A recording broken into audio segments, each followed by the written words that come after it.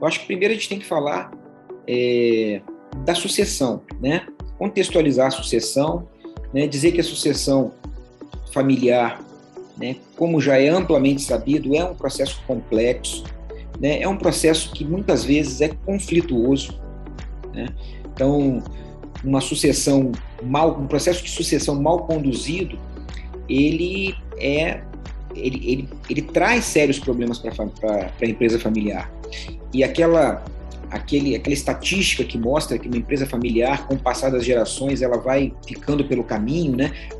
O grau de mortalidade, a estatística de mortalidade de uma empresa familiar, né, que é alta com o passar das gerações, muito se deve a um processo sucessório mal conduzido, né? Então, quando se conduz mal esse processo, é quase certeza de problemas numa empresa familiar, na geração seguinte, ou até mesmo em futuras gerações, né? E a gente vê que muito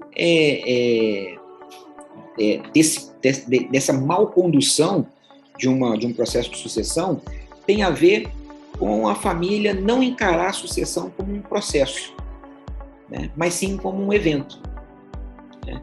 É aquele evento em que a mãe ou o pai adoece ou falece, né? E aí os olhos vão se voltar para os herdeiros para que eles ocupem aquele lugar, né? Mas isso é um momento de crise, né? É um momento de crise. Então é um momento que precisa ser evitado, né? Não, é óbvio que a gente não vai evitar uma morte na família, não vai evitar o fato de uma pessoa adoecer e não ter condições de continuar trabalhando, mas o processo de sucessão a gente precisa trabalhar desde cedo e não deixar para trabalhar quando isso acontece, né? Quando esse sinistro acontece. Então, grande parte dos problemas que existem com uma sucessão se devem exatamente a isso, a não encarar a sucessão como um processo, e sim como um fato. Aconteceu o fato, nós precisamos colocar um sucessor no lugar, né? E aí, quando a gente tem um herdeiro preparado, que ótimo, né? Que bom, né? Muitas vezes a gente não tem um herdeiro preparado, ou nós temos vários herdeiros preparados, que também pode ser um problema sério, né? Isso pode gerar um conflito na família. Mas quando a gente não tem um herdeiro preparado para esse momento, né, muitas vezes é preciso elevar um colaborador à condição de líder, né, da empresa, de executivo principal da empresa, ou então até contratar no mercado, né, trazer um executivo externo para a empresa.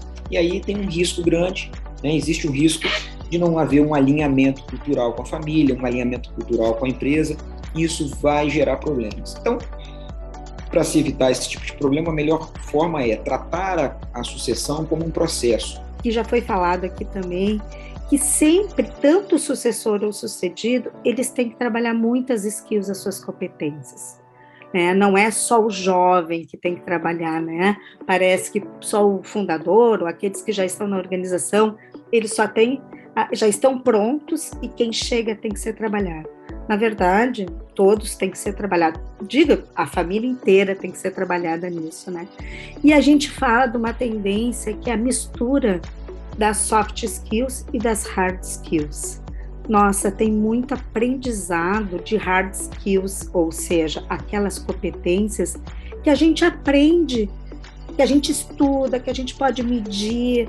Bom, processo produtivo, produto, processos de inovação, relatórios gerenciais, financeiros, tudo isso, esse sucessor, ele precisa aprender a ler um relatório, porque independente daquele papel que ele vai desempenhar na organização, ou vai ser de acionista, ou vai ser de executivo, né? Não importa qual é o papel que ele vai dar, ele tem que estar inteirado dessas competências, ele tem que estar absorvendo essas competências, porque mais cedo ou mais tarde ele sentará numa mesa e vai decidir muitas questões em relação a essa empresa, né? Mesmo que seja para vendê-la, né? Mas vai estar no colo dele também essas decisões. E já o fundador, ele também vai ter que talvez compreender algumas competências, de hard skills aí que talvez ele não desconhecia, as metodologias ágeis, empresas ambidestras, qualquer relação dessas de inovação, mecanismo de inovação para crescimento, né? Como o Adriano mesmo falou, a tecnologia, a transformação digital, a internet das coisas, enfim, tem muitos aprendizados de hard skills, mas tem muitos aprendizados de soft skills também que tem que ser misturado. E talvez as soft skills sejam um pouco mais doloridas na empresa familiar, né? Exige um pouco mais de energia emocional dessas pessoas. E que são as soft skills? Aquelas skills emocionais, aquelas skills que a gente aprende com a vida, aquelas skills que a gente aprende nessa reflexão que a Dani tanto falou para nós aqui, que é vendo qual é o teu impacto, vendo como é que aquilo pegou na organização ou na família, se autoconhecendo. São skills que muitas vezes até se confundem com valores familiares, né? Como é que eu me comporto emocionalmente frente a alguma situação?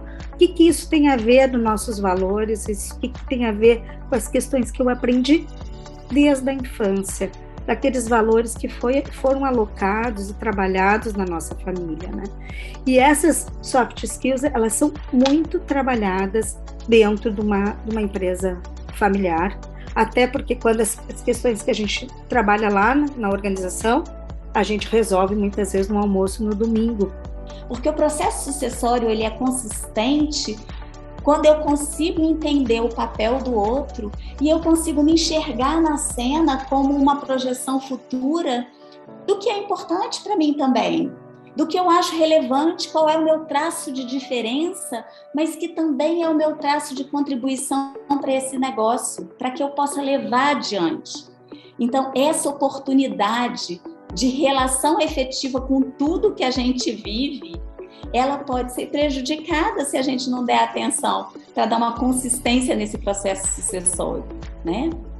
Então, assim, e aí dentro desse contexto de aprendizado, né, de preparo, uma coisa que a gente sempre fala, além dessa relação entre o sucessor e o sucedido, são ambientes de promoção, de capacitação desse herdeiro de uma forma mais intensa, porque é a exposição que o meio que ele vive que vai elevar esse grau de maturidade, essa capacitação desse herdeiro, esses novos olhares, estar aberto para ser um empreendedor, né, para ter novas experiências. Você precisa ofertar um ambiente para esse herdeiro, que seja um ambiente para elevar o nível de capacitação desses jovens, que é bem o que a gente traz nesse programa também, que vocês vão conhecer depois, né? Então, assim, sucessão bem feita,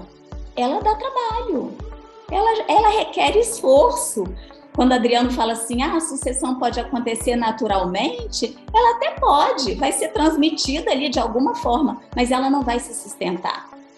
E é isso que a gente está preocupado, numa sucessão de qualidade, para que as gerações possam transmitir esse legado de uma geração para outra. A gente fala muito intensamente, né, lá no nosso programa Próxima Geração, né, que um dos passos essenciais para a longevidade de um negócio familiar é o preparo do herdeiro, né? O futuro, a gente sempre diz, né? O futuro da empresa vai ser do tamanho da competência e do preparo desses herdeiros. Então, quanto mais a gente investe, quanto mais a gente prepara esses herdeiros, é bem possível que a gente tenha uma possibilidade de uma empresa, né, com um nível de competitividade muito maior, com uma sustentabilidade muito maior para ela dar conta de lidar com todas as diversidades que ela vai encontrar. E assim, e a gente sempre fala, é preparo de herdeiro, é preparo da geração antecessora e é preparo da família. Todos têm uma partezinha de contribuição quando a gente fala de negócios e de longevidade da empresa familiar. E se a gente não cuidar, essa modernidade, essa corrida contra o tempo, ela vai atrapalhar a qualidade do processo sucessório.